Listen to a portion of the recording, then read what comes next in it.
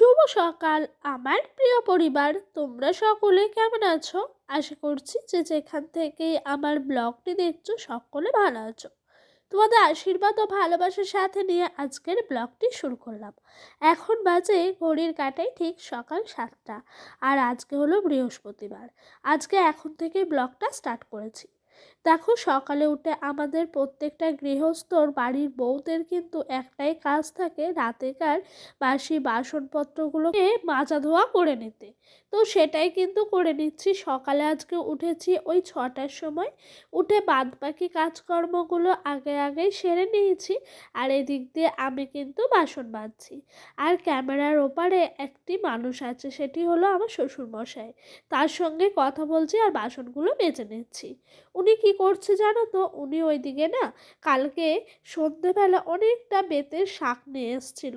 সেই সমস্ত বেতের শাকগুলোকেই উনি বেছে নিচ্ছেন। যেহেতু আমার শাশুড়ি মা কোনো কাজকর্মই করতে পারেন না, সেই কারণে যতটুকু পারেন শ্বশুরমশাই হেল্প করার চেষ্টা করেন। তো ওনাকে আমি বলেছিলাম, না থাক, বাছতে হবে না। উনি বলছে, না, এই শাক বাছতে অনেক সময় লাগবে, তোমার অনেকটাই দেরি হয়ে যাবে, আমি বেছে দিচ্ছি। তাই উনি এখনও অবধি শাকগুলো বাছছেন। আর ওদিক দিয়ে আমার সকালকার বাসনগুলো সমস্তটা মাজা হয়ে গেছে। সমস্ত বাসন ঘরে জায়গা মতো রেখে দিয়েছি। এরই মধ্যে দেখি শ্বশুরমশাই মাঝে একবার টাইম কল চালিয়ে এসেছিলেন। তো উনি কল থেকে আমার শাশুড়ি মার, আমার ছেলের সমস্ত স্নানের জলগুলো রোদে দিয়েছেন। তবে আমাদের বাড়িতে আমার শ্বশুরমশাই একটু কাঠের উনানে জল গরম করে নেয়। ডোডোর বাবা আবার এই সমস্ত গরম জল পছন্দ করে না। সেই কারণে ও কি করে জানো তো?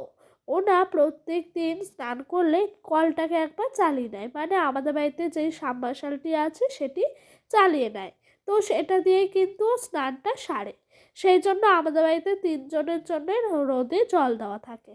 আর ওই দেখো, ওরই মধ্যে আমি কিন্তু কড়াইয়ে সার্ফ ছাই দিয়ে দিয়েছি, ওইদিকে শুকোতে দিলাম। আর এইদিকে কালকেকার স্নান করার পর যে সমস্ত ভিজে জামা কাপড়গুলো ছিল সেগুলোকে ওইদিকে আমি জায়গা মতো করে মেলে দিয়েছি। আর আজকে সকালটা কতটা কুয়াশা দেখতে পাচ্ছ। এখন বাজে ঘড়ির কাঁটায় 8টা। তবে এখনো অবধি কুয়াশা কিন্তু ঠিক মতো যায়নি, মোটামুটি করে গেছে। তবে যখন আমি ঘুমের থেকে উঠি তখন কিন্তু প্রচুর কুয়াশা ছিল। যাই হোক, আস্তে আস্তে বেলাও হচ্ছে, রোদ্দুরও উঠছে, কুয়াশাটাও চলে যাচ্ছে। এদিক দিয়ে বেশ কিছুটা জামা কাপড় আমি সকাল সকাল কাচতে চলে এসেছি। না কাচলে হচ্ছে না জানো। মানে কি বলো তো, প্রত্যেক দিনই ছোট দিনের বেলা তো, আজ কাচবো কাল কাচবো করে কাচা হয় না। তার জন্য দেখো, আমার গায়ের চাদর, বালিশের কাভার, এগুলোই কিন্তু এদিক দিয়ে আমি কাচা ধোয়া করে নিচ্ছি। আর এরই মধ্যে আমার শ্বশুরমশাই শাক ভাজা সমস্তটাই হয়ে গেছে। উনি কি করলো জানো তো? স্কুলে চলে গেল, ডোডোর অঙ্গনারী স্কুলে। সেখানে টিফিন কৌটো জমা দিতে গেছেন। আমাদের এখানে একটি নিয়ম আছে অঙ্গনারী স্কুলে, মানে খিচুড়ি দেবে, সেই হিসাবে টিফিন কৌটো দেখেই হবে। সেই জন্য সকালে প্রত্যেককেই বলে দেয় 8টা থেকে 9টার মধ্যে টিফিন কৌটো যেন স্কুলের মধ্যে জমা পড়ে। এরপর কেউ যদি টিফিন কৌটো জমা দিতে চায় সে কিন্তু পায় না। তো এই দেখো, ফাইনালি আমার শ্বশুরমশাই কতটা বেতের শাক বেছে নিয়েছেন, তো এক ঝুড়ি হয়েছে। তবে এখন মনে হচ্ছে অনেকটা, রান্নার পর কিন্তু একদম অল্প হয়ে যাবে। আজকে সকাল সকালই সংসারের কাজকর্মগুলো সারা হয়ে গেছিল, তাই আজ ভাবলাম একটু বাড়তি কাজ করব। বাড়তি কাজ বলতে এই দেখো, আমাদের এই পাটকাঠির মাচাটি আছে। এখানে আমরা নিজেদের যতটুকু প্রয়োজন মতো পাটকাঠি নিই এবং সেই পাটকাঠিগুলোকে কাজে লাগাই। তবে এই পাটকাঠির মাচাটা গত 3 বছর ধরে আছে। মানে ডোডো যে বছর হয় সেই বছরই শ্রাবণ মাস থেকে এই পাটকাঠির মাচাটি করে পাটকাঠিগুলো রাখা আছে। আমার শ্বশুরমশাই সে বছরই লাস্ট গেছিলেন পাটকাঠির পাট ছাড়ানোর কাছে। তো উনি ওখান থেকে এই পাটকাঠিগুলো নিয়ে এসেছিলেন। তো মানে দিয়েছিল আর কি, সেই হিসেব মতোই। তো সেখান থেকে আনা এখনো অবধি রাখা আছে। আর আজকে ভাবছি একটা জিনিস বানাবো, সেটা হলো জানো তো, বাড়িতে ওই যে অনেক দিন ধরে গোবর রাখা ছিল, সেই গোবরগুলো দেখছি পচে টচে নষ্ট হয়ে যাচ্ছে। সেই কারণে সেই গোবরগুলোকে একটা গতি করব। আর এই দেখো, ডোডোকে ওই দিক দিয়ে আমি দিলাম তোমার কতটা ফ্রেশ ও রান্নাঘরে রেখে আসতে। আর ও না এই গোবর, কাদা, মাটি এগুলোকে ভীষণ ঘেন্না পায়। তবে ছোটোবেলায় আমিও এরকম ছিলাম। ছোটোবেলা বলতে আমার বিয়ের পরপরও ছিলাম। কিন্তু যতদিন হচ্ছে সংসারের মধ্যে রয়েছি, সংসারের মায়া জালে, ততদিনই বুঝতে পারছি এই গোবর, মাটি এগুলো একটা গ্রামের অন্তত বাড়ির লোকেদের কাছে কতটা তোমার প্রয়োজনের জিনিস। আর ওই দিক দিয়ে সবাই মানে আমার এক ভাইঝি এই যে এসছে, এসে নাক ধরছে আর ডোডোকেও বলছে নাক ধরছি, কি গন্ধ বেরোচ্ছে এই গোবরটা থেকে, পুরো পচে গেছে। আর জানো তো এই গোবরগুলো দিয়েই কিন্তু ভালো করে এই তোমার মুঠোটা দেওয়া হয়। তো আমি গোবরটা আগে ভালো করে ঠেসে নিলাম, তারপরে এই পাটকাঠির মধ্যে করে একটা একটা করে দিচ্ছি। তবে প্রথমে খুব একটা ভালো হচ্ছিল না, তারপর টাইট করে নিয়ে এগুলো দিচ্ছি, এতে করে কিন্তু খুব সুন্দরভাবে হচ্ছে। জানো তো কোনো কিছুই যদি সহজভাবে করা যায় না, সেটি কিন্তু অনেকটাই সহজ হয়। প্রথমে একটু কেমন লাগছিল, তারপর ভাবলাম না, এটা আমাকে করতেই হবে, আর এটা করলে পরেই কিন্তু আমি একটু হলেও জ্বালানিটা সাশ্রয় করতে পারবো। তাই দেখো এদিক দিয়ে আমি করে নিচ্ছি, ওদিক দিয়ে আমার শাশুড়ি মা আসছেন। ওনার কোমরে ওই দেখো বেল্ট আছে, সেটা হলো শিরদাঁড়ার হাড় ভেঙে গেছে, সেই কারণে ওনার পুরো কোমর থেকে শিরদাঁড়া ঘাড় অবধি বেল্ট দেওয়া থাকে। তো সেই কারণে উনি কোনো কাজকর্ম কিচ্ছু করতে পারেন না। আর এই দেখো এদিক দিয়ে আমার কিন্তু মুঠো মুঠো করে দেওয়া হয়ে গেল। আর আমার ভীষণই ভাল লাগে এই সমস্ত কাজকর্মগুলো করতে। তবে আমাদের গ্রামের মানুষদের এগুলো তো ভীষণই প্রয়োজন, তাই না বলো? আর এই বেতের শাকগুলো যে তোমরা দেখলে না, এগুলো কালকে আমার শ্বশুরমশাই মাঠের থেকে তুলে নিয়ে এসছেন জমির চাষের। তো আমাদের এখানে চাষের জমি হয়, অনেকে অনেক কিছু চাষ করেন, আলু টালু এইসব। তো ঘরে সবজি বাড়ন্ত ছিল, তাই শ্বশুরমশাইকে বললাম যে মাঠ থেকে কিছুটা বেতের শাক তুলে আনতে। শীতকালে এই বেতের শাক এগুলোই কিন্তু ভীষণ ভাল লাগে। তো এই বছরে আজ প্রথম আমি বেতের শাক রান্না করছি। উনি বেছে ধুয়ে রেডি করে দিয়েছিলেন, আমাকে বলেছিল তুমি শুধু কেটে রান্না করবে। তবে আজকে এর সঙ্গে প্রয়োজনীয় দুটো জিনিস লাগতো, সেই দুটো আমার ঘরে বাড়ন্ত ছিল বলে শুধুই করেছি। ওদিক দিয়ে ভাত বসিয়ে দিয়েছি, এদিক দিয়ে আমি সবজিপাতিগুলো ঝটপট ঝটপট করে কেটে নিচ্ছি। তবে এই কঞ্চিগুলো আছে না, কুচো কঞ্চি, এগুলো দিয়ে কিন্তু ভীষণ সুন্দর করে চলছে। তো ওই দিক দিয়ে আমার ভাত হয়ে গেল, ভাতের ফ্যান উপর দিয়ে দিয়েছি, এদিক দিয়ে শাকটা রান্না করে নিচ্ছি। আর জানো তো এই বেতের শাকের সাথে না একটু বড়ি দিলেও বেশ মানাতো। তবে কি বলতো, ঘরে আনা ছিল না বলে দেওয়া হয়নি। জানো আমরা না গ্রামের মানুষরা এগুলো ভীষণ এনজয় করি, এই শাক টাক তুলে আনবো জমির থেকে, রান্না করব, এগুলোর মধ্যে যেন একটা আলাদাই অনুভূতি থাকে।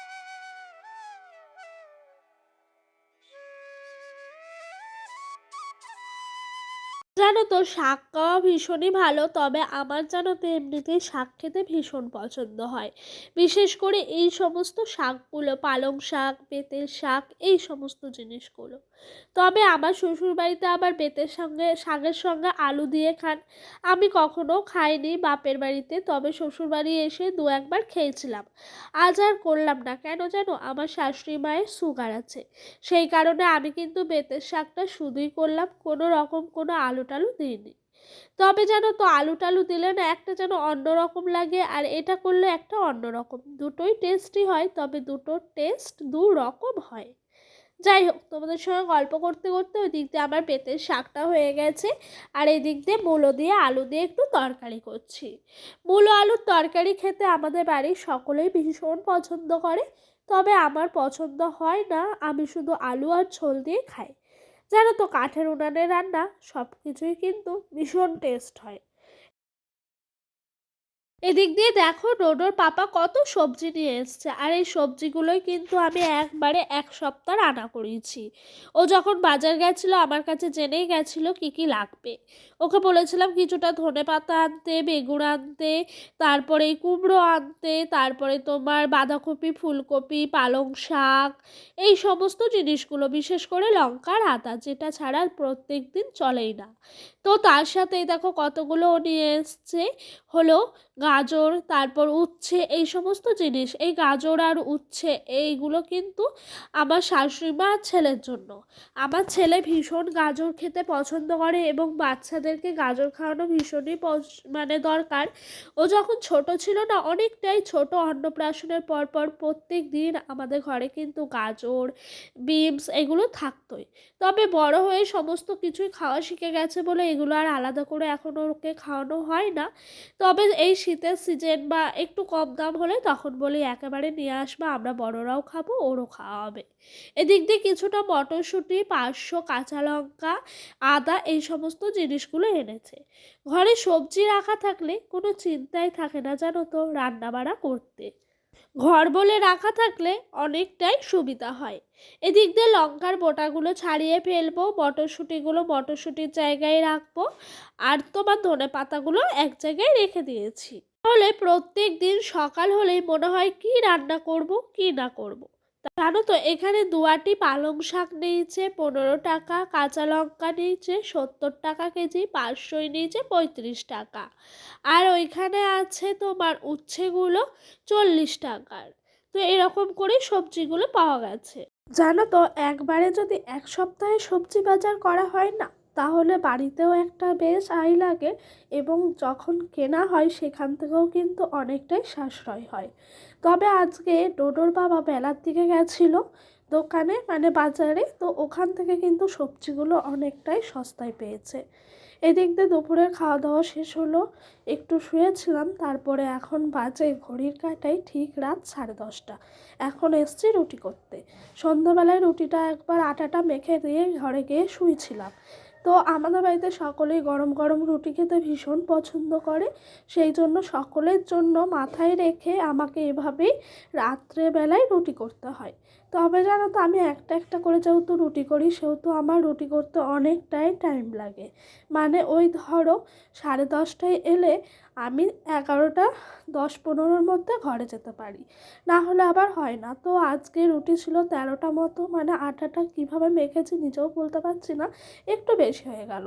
তো এই দেখো এই দিক দিয়ে এই রুটিটা কিন্তু খুব সুন্দরভাবে ফুলছে, অনেক কটা রুটি এরকমভাবে ফোলে। তো এগুলোই ছিল আজকে আমাদের রাতের খাবার। আজকের মতো ভিডিওটা এই পর্যন্তই রাখলাম। তোমাদের আমার ভিডিওটা কেমন লাগলো সেটা অবশ্যই আমাকে কমেন্ট বক্সে এসে কমেন্ট করে জানিও। ভালো লাগলে আমার ছোট্ট পরিবারে একটি নতুন সদস্যই থেকে যেও। সকলে ভালো থেকো, সুস্থ থেকো, নিজেদের শরীরের খেয়াল রেখো। তোমাদের সাথে দেখা হবে আবারও একটা নতুন দিনের সাথে, নতুন ব্লগের সাথে। বাই।